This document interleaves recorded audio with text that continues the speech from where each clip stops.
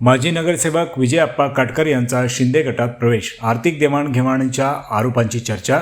माजी नगरसेवक आणि उद्धव बाळासाहेब ठाकरे गटाचे माजी उपजिल्हाप्रमुख विजयप्पा काटकर यांनी मुलीला उमेदवारी न मिळाल्याचा आरोप करत शिवसेना शिंदे गटमध्ये प्रवेश केला आहे। मात्र हा प्रवेश आर्थिक देवाणघेवाणीतून झाला असल्याचा गंभीर आरोप उद्धव बाळासाहेब ठाकरे गटाचे पदाधिकारी तसेच उपशहर प्रमुख सुरेश सोनार यांनी केला आहे।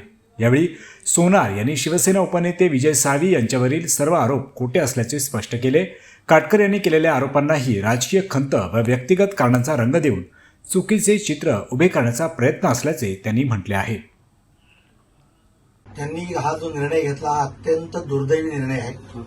महत्वाची गोष्ट अशी, आणि हा निर्णय घेताना त्यांनी कालच्या ज्या पत्रकारांची बाईट दिलेली स्टेटमेंट दिलं ते अतिशय चुकीचं आणि बेजबाबदारपणे दिलेलं स्टेटमेंट आहे की आमच्यावर पक्षाने अन्याय केला।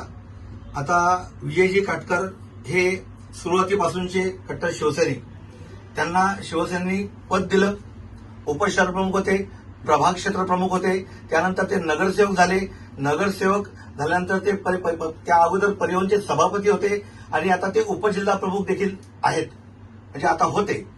आणि अशा प्रकारे सर्व पदं भोगल्यानंतर, सर्व पदं दिल्यानंतर, पक्षाने एवढा मोठा विश्वास त्यांच्यावर टाकल्यानंतर त्यांनी अशा प्रकारे बेजबाबदारपणे बोलणं की आमच्यावर अन्याय झाला हे कितपत योग्य आहे। महत्वाची गोष्ट अशी आहे की या तिकीट वाटपामध्ये म्हणजे उमेदवार ठरवताना अगोदरच आमचे शिवसेनेचे जे उपनेते आदरणीय विजयजी साळवी साहेब, या विजयजी साळवी साहेबांनी शिवसेनेच्या या भागातल्या सर्व कार्यकर्ते आणि पदाधिकाऱ्यांना शहर शाखेमध्ये बोलवून घेतलं। त्यांना स्पष्ट सांगितलं, मी कोणत्याही उमेदवाराच्या नियुक्तीमध्ये हस्तक्षेप करणार नाही आणि असणार नाही, संपूर्ण कल्याणमध्येच।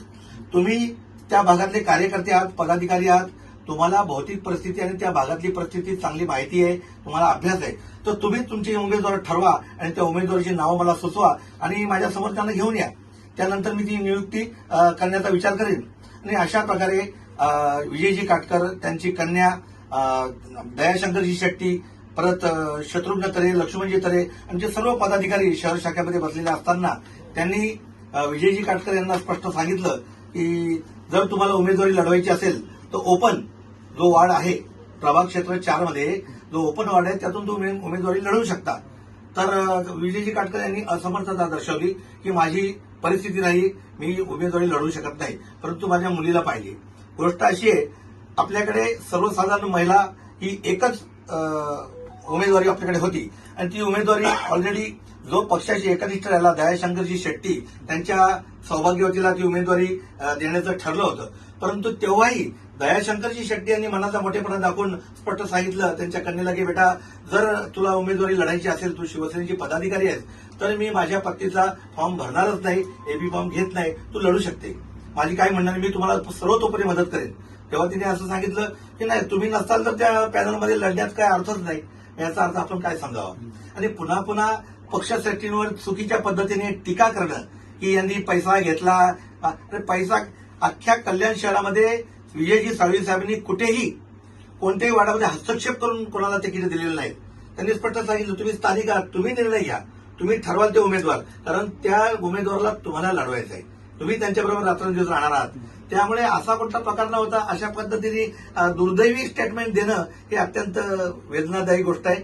अशा समजदार माणसांनी, जबाबदार माणसांनी अशा पद्धतीची वाच्यता केली हे अतिशय दुःखाची गोष्ट आहे। आणि साहजिकच आहे, एक जुना चांगला सहकारी आमचा गेला, त्याबद्दल दुःख तर आम्हाला सगळ्यांनाच आहे, परंतु याचा पश्चाताप कधीतरी त्यांना होईल निश्चितच। परंतु अशा प्रकारे चुकीची वाच्यता करून पक्षश्रेष्ठींचं, पक्षांच्या वरिष्ठांची बदनामी करू नये, एवढंच या माध्यमातून मी सांगू इच्छितो। आणि ज्या पद्धतीने हा जो पॅनल ठरलेला आहे त्या पॅनल संदर्भात आम्ही आमचं काम चालू केलेलं आहे।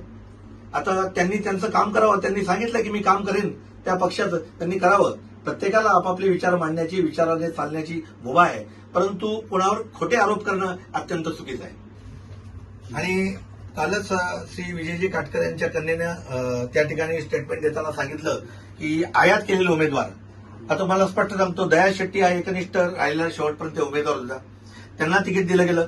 दुसरी गोष्ट असतं, आमच्याकडचे शत्रुघ्न पाटील हे आमचे शिवसेनेचे उद्धव बाळासाहेब ठाकरेचे शाखा प्रमुख शत्रुघ्न तरे, त्यांनी स्पष्ट सांगितलं, जर यावेळेस तुम्ही, माझा भाऊ आपल्या पक्षामध्ये येतोय, त्या भावाला तुम्ही उमेदवारी देत असाल तर माझी त्या लढण्याची इच्छा नाही. त्यांनी स्वतःहून ती उमेदवारी आपल्या भावाच्या सुपूर्द केली. म्हणजे 23 तारीख म्हणजे तारीखाचा प्रश्न देत नाही बाहेरच्या आयात करण्याचा.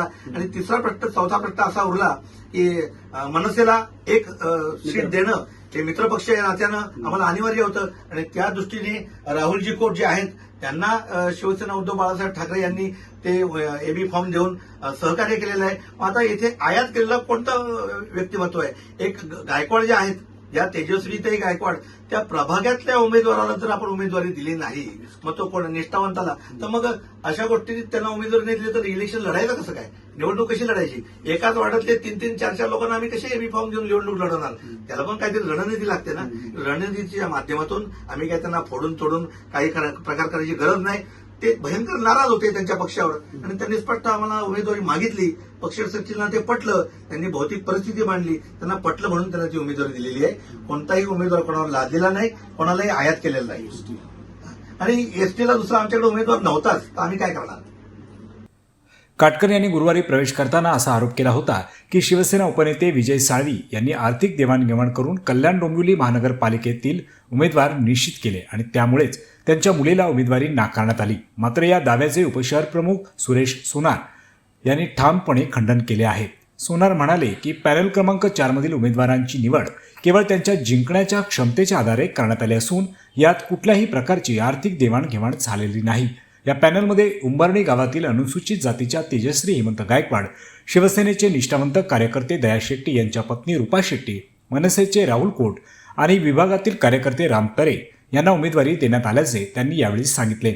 शिवसेना आणि महाराष्ट्र नवनिर्माण सेना एकत्र असल्याने या उमेदवारी प्रक्रियेला व्यापक पाठबळ मिळाल्याचे सोनार यांनी नमूद केले. काटकर यांच्या निर्णयावरही त्यांनी नाराजी व्यक्त केली आहे. ऐन निवडणुकीच्या तोंडावर असा निर्णय घेणे हे दुर्दैवी असून पक्षाने त्यांना नगरसेवक, सभापती अशी महत्त्वाची पदे दिली होती. ज्या पक्षाने मोठे केले त्याच पक्षावर सार्वजनिक पातळीवर टीका करणे योग्य नाही, असे सोनार म्हणाले. या पत्रकार परिषदेत विभाग प्रमुख लक्ष्मण तरे, उपविभाग प्रमुख अजय पाटील, विजय कोट, लक्ष्मण जाधव, उपविभाग प्रमुख शत्रुघ्न तरे आदी पदाधिकारी उपस्थित होते. मुंबई डेडलाईन 24 साठी संदीप शेंडगे, कल्याण, मोहने.